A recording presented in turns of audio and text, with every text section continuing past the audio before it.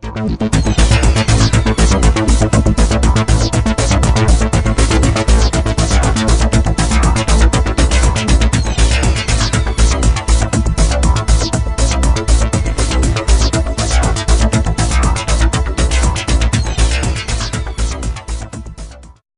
everyone, welcome to StudioJake. I'm your host, Jacob Airy.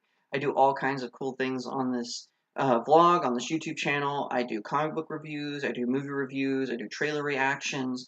I do all kinds of fun and exciting stuff.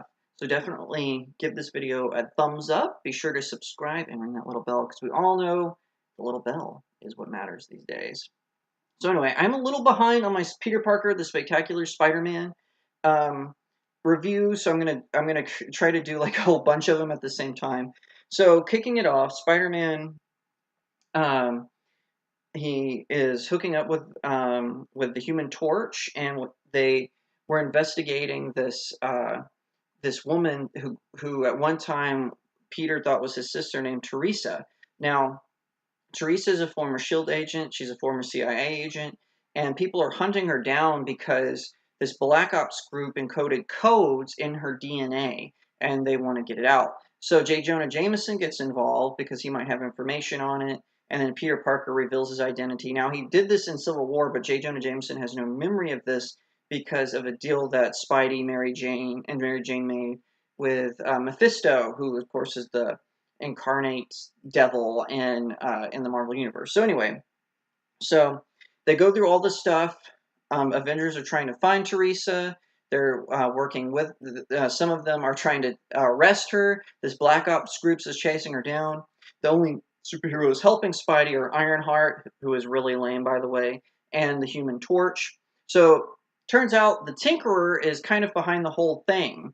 Now, you discover in this issue, which concludes the Most Wanted storyline of the Marvel Legacy, that it was the Tinkerer the whole time.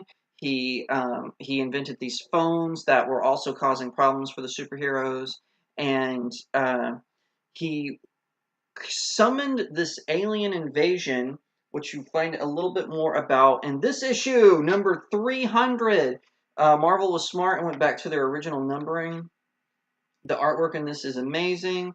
The Shocker, Whiplash, a whole bunch of baddies from the Marvel Universe are involved, and they're fighting. And this issue was really well made. It actually made me like Ironheart, even though she's really lame. I actually enjoyed her role in this one. So, twist of fate. They're trying to interrogate on the Tinkerer. It turned out what happened was the aliens had sent a scout, and the Tinkerer convinced the scout not to invade Earth. Well, now he's had a change of heart. So Spider-Man makes a deal with Doctor Doom, who is an anti-hero right now for some reason, I guess because the Fantastic Four are broken up. So he makes a deal with Doctor Doom. They go to try to stop him, and to stop the Tinkerer, and Doom still has his time stream platform. So Spidey, Teresa, the Human Torch, and J. Jonah Jameson are supposed to go together, but the Human Torch gets knocked out because he and Doom have to fight off the alien invaders. Well, they get on the time platform, but Doom has reprogrammed the time thing where it won't affect the time stream. So all they can do is really get information from the Tinkerer in the past, around when he met the alien scout ship. So that takes us to Amazing Fantasy in issue 301. Now, Spidey figures, since he can't ruin time because of the new rules that Doom has established, he decides to have a little fun. So he partners with his younger self. As you can see here in these two issues, they're working hard, obviously, and trying to find the Tinkerer. So J. Jonah Jameson goes to investigate. He meets his past self, and he tells him to make different choices, even though the time stream isn't really going to be affected. I guess it's just a way for him to have some closure. Teresa contacts Nick Fury, who at the time he was not a member of S.H.I.E.L.D. He got kicked out of S.H.I.E.L.D. and he was working for the CIA. So Teresa is wanting to find out if she really is Parker's sister or not. So they're all doing these personal things the until they can find the Tinkerer. So it's really interesting.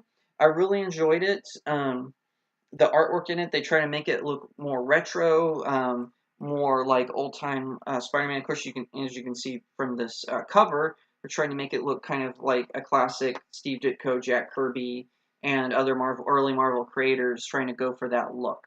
So definitely pick up a copy of these. They're fantastic. I love them. This is my favorite Spider-Man series right now. Peter Parker, the Spectacular Spider-Man, get it at Earth 2 Comics in Sherman Oaks if you're in the LA area. They're the best, and they're not a sponsor. I just like shouting them out because I love their comic book store. So that's all the time we have for today. Be sure to like, subscribe, ring that little bell, and I'll see you next time right here on StudioJake.